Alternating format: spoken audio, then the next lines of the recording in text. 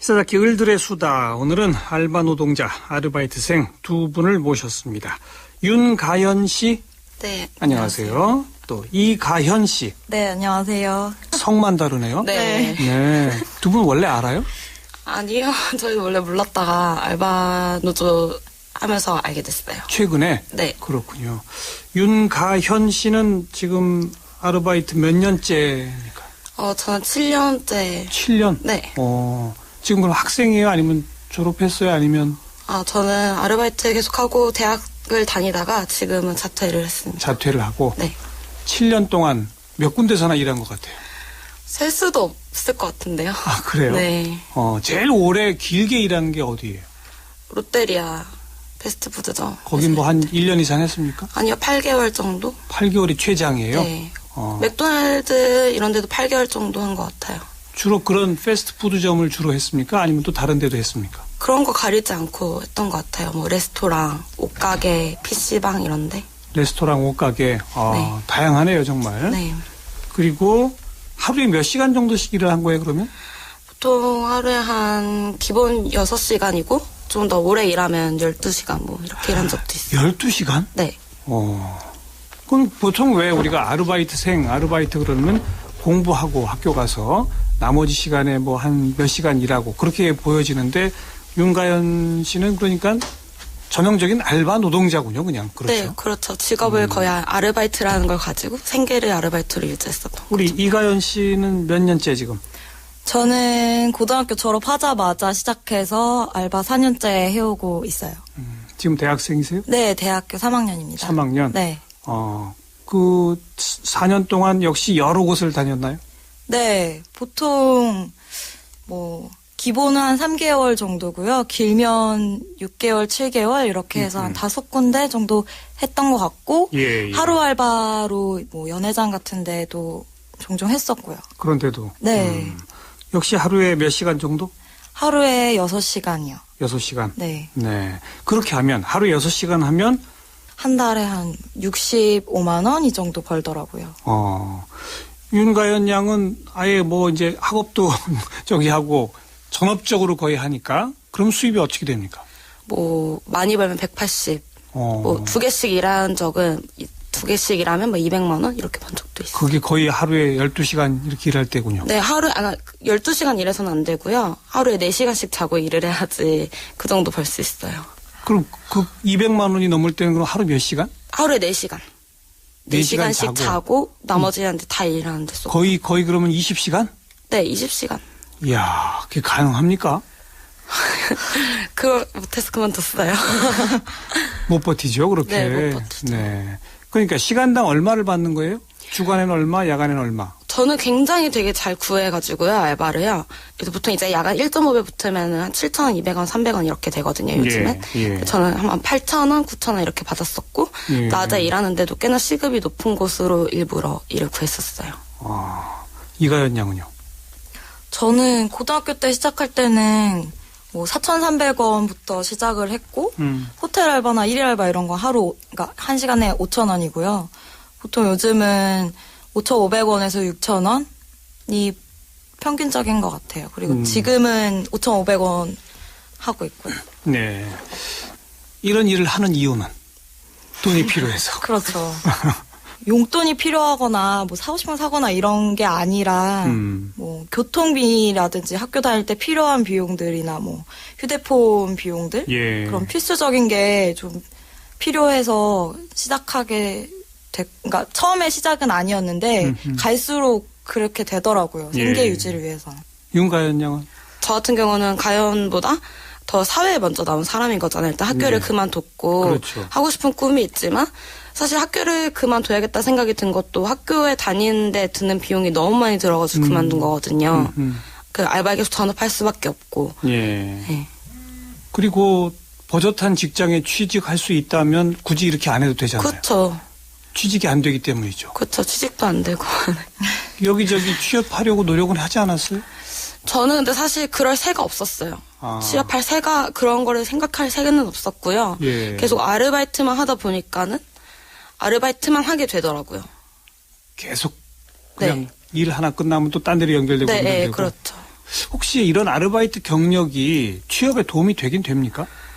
안 되는 것 같아요. 그러니까 되게 어떤 전문직 같은 호텔 알바 같은 그런 이유는 뭐 될 수도 있겠지만 그렇다 하더라도 완전 비정규직이고 별반 알바랑 다를 바가 없어요. 예. 그리고 보통 아까 얘기한 뭐 패스트푸드점 이런 데를 많이 했던데 그런 곳에서는 정식 사원을 구하지도 않잖아요. 다 네, 알바생을 그렇죠. 쓰죠. 네, 그렇죠. 자, 그 여러 직장을 사실은 전전한 셈인데 네. 두 분 다 매번 가면 계약서 같은 거 쓴 적 있나요? 없나요? 쓰긴 쓰는데요. 예. 그냥 정말 형식상인 거고, 뭐, 뭘 받을 수 있고, 법이 뭐뭐 있고, 이런 걸 알려주는 게 아니라, 그냥 너가 일하기로 한 기간 더 못 채우고 나가면은, 너의 월급에서 이 정도 깔 수밖에 없다. 저한테 예. 불리한 내용들 많이 적어 놓은 거. 그런 내용이 주로 들어가 있더라고요. 그리고 지금 일하는 곳은 계약서 아예 안 쓰고 그냥 시작했고요. 예. 근데 대부분 쓴 거진 않아요. 저는 일하면서 딱 3번인가 4번 써보는 것 같거든요. 몇 군데 중에서?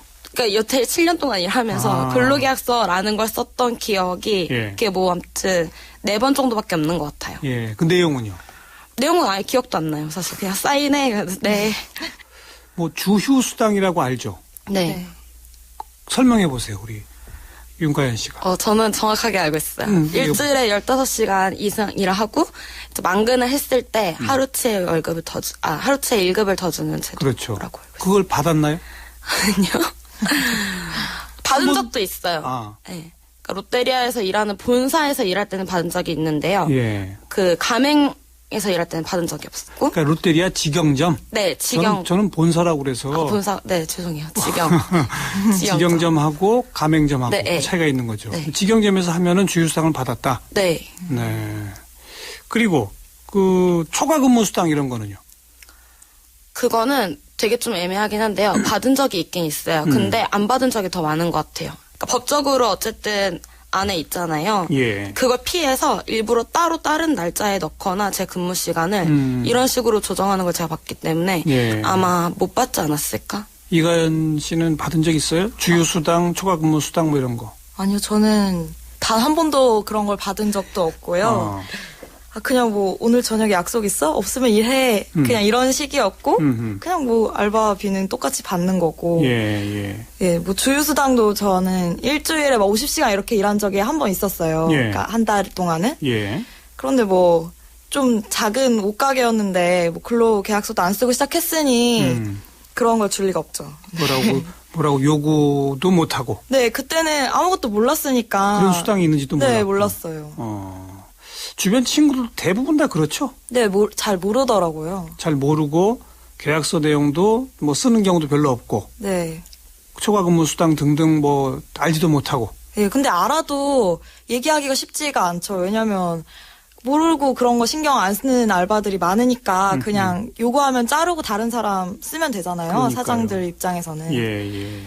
그래서 잘 알지도 못할 뿐더러 얘기도 못한다고 하더라고요. 원래는 업주가 그런 걸 다 알려주게 돼 있거든요. 그런데 알려주는 업주가 없는 거죠. 네, 있죠. 그렇죠? 모르는 업주도 굉장히 많은 것 같아요. 물론 업주 스스로도 모를 뿐만 아니라 알아도 알려주려고 하지도 않고 그게 지금 거의 그냥 문화 관행처럼 되어 있는 거로군요. 네. 그렇게 일을 하면서 물론 몸이 고단하고 뭐 피곤하고 이게 제일 힘들겠지만 거기다 추가로 또 어떤 점들이 힘들었어요? 혹시 뭐 인격적으로 좀 모멸감을 느꼈다든지 뭐 그런 대우 같은 걸 받아본 적들도 있습니까? 어떻습니까? 굉장히 많죠.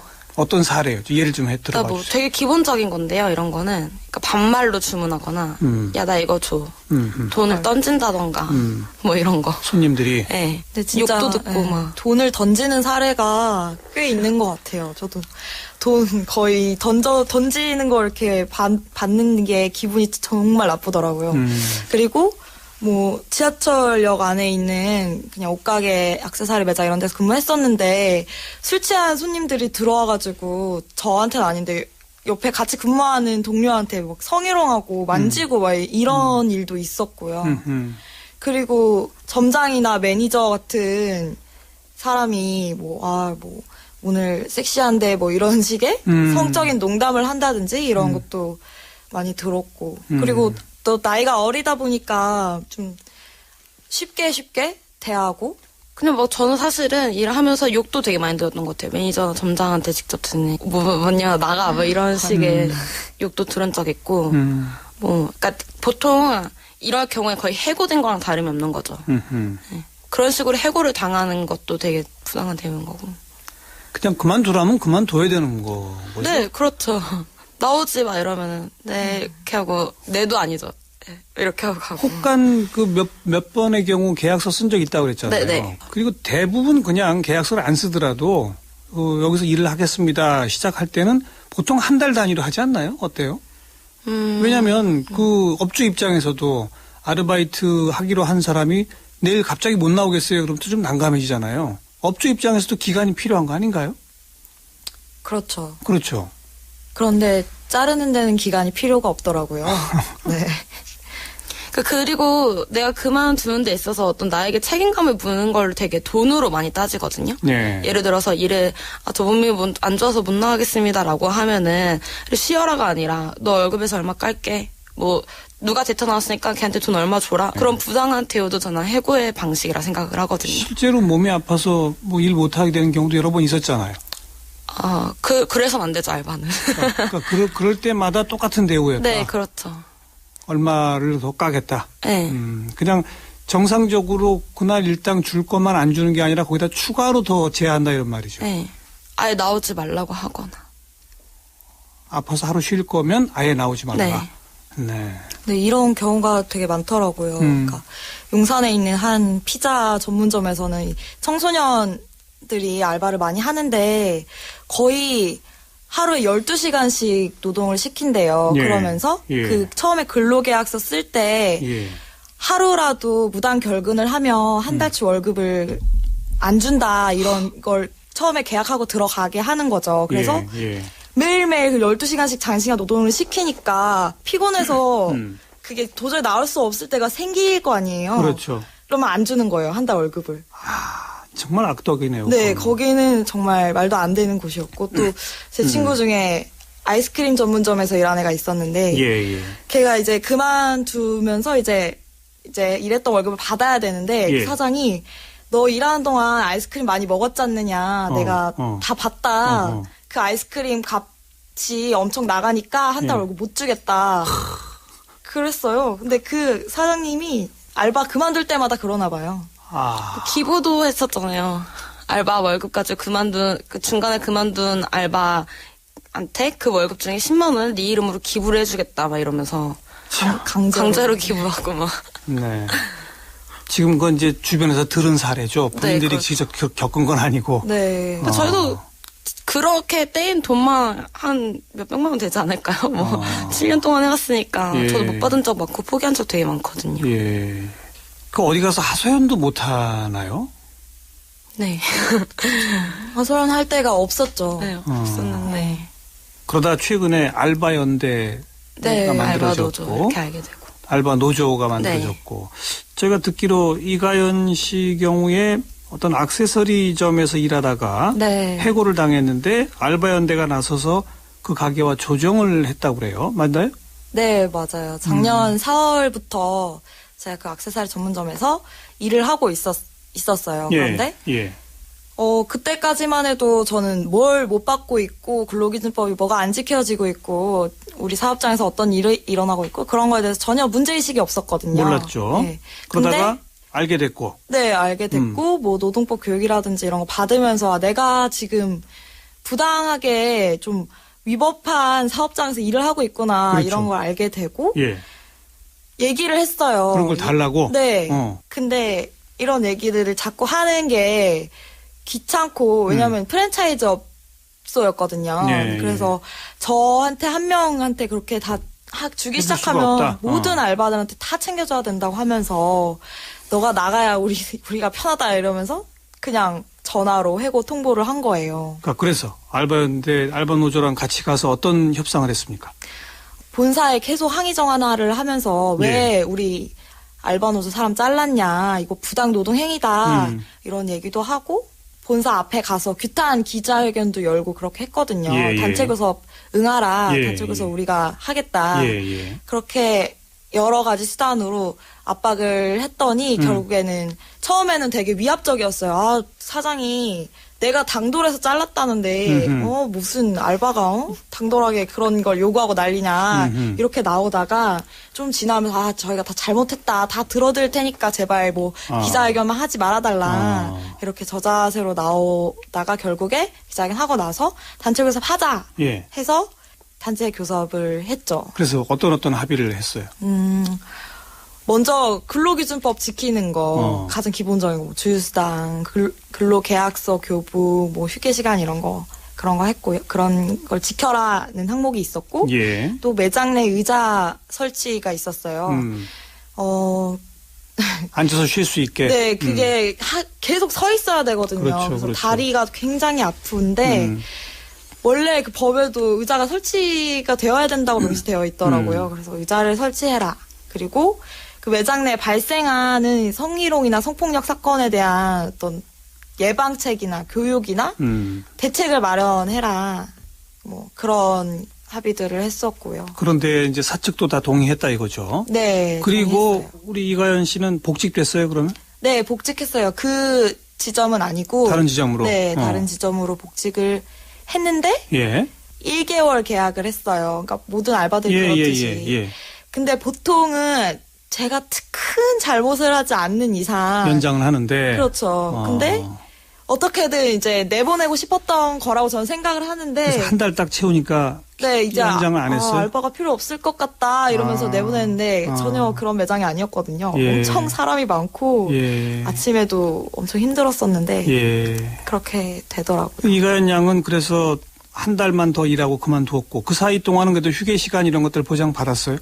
네, 보장 받았죠. 근데 그런데 제가 물어보는 예, 거는 예. 거기도 지점이 여러 곳 있잖아요. 네네네. 다 지금 제대로 지켜지고 있는지 혹시 감시해 보셨나요?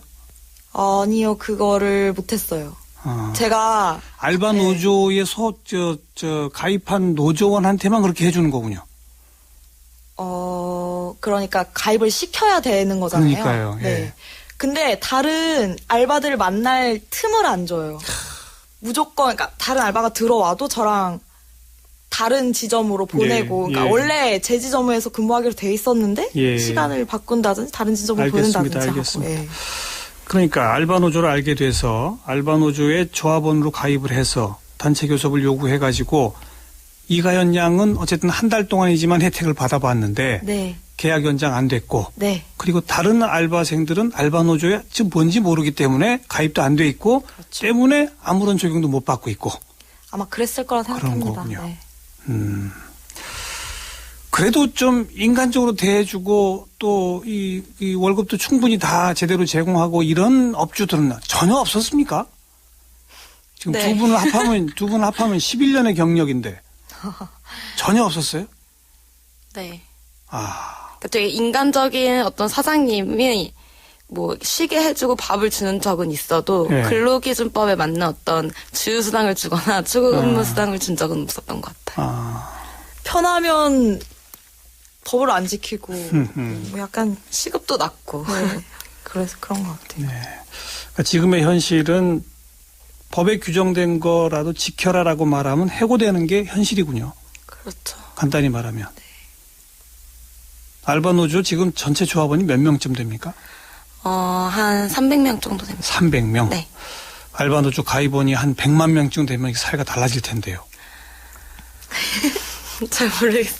아마 당연히 달라지겠죠. 네. 그렇게 알게 되는 알바 노동자가 생기면 생길수록 전 되게 좋다고 생각하거든요. 그러니까요. 바뀔 거라고. 두 분의 생생한 목소리를 들어보면 업주들도 모르는 경우가 많고 또 안 지킨다고 법을 안 지킨다고 해서 뭐 처벌당하거나 이런 일도 없고 그러니까 모든 업장이 다 그렇게 하는데 왜 나한테만 그래?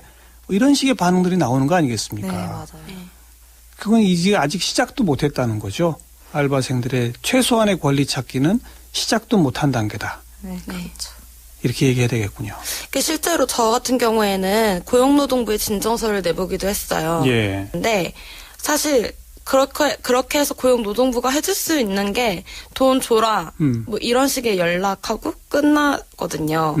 그래서 계속 사장님과 어떤 대면을 해야 하고 계속 연락을 해야 하고 이런 게 되게 불편했던 거예요. 예. 그래서 그 뒤로 또 그런 적이 있어도 진정을 못 하겠더라고요. 예. 그래요. 아르바이트 노동자 정말 을 중에 을이군요. 말씀을 좀 들어보니까 최소한의 권리 찾기 시작도 못했다라는 현실만 진단하면서 오늘 일단 끝내겠습니다. 우선 알바 노동자분들 스스로 내 권리 찾기에 좀 더 나서야 할 것 같고 사실 아쉬운 건 정부의 철저한 근로감독일 텐데 전혀 이루어지고 있지 못한 그런 현실을 다시 한번 목도했습니다. 윤가연 씨, 이가연 씨 오늘 나와주셔서 고맙습니다. 고맙습니다. 감사합니다.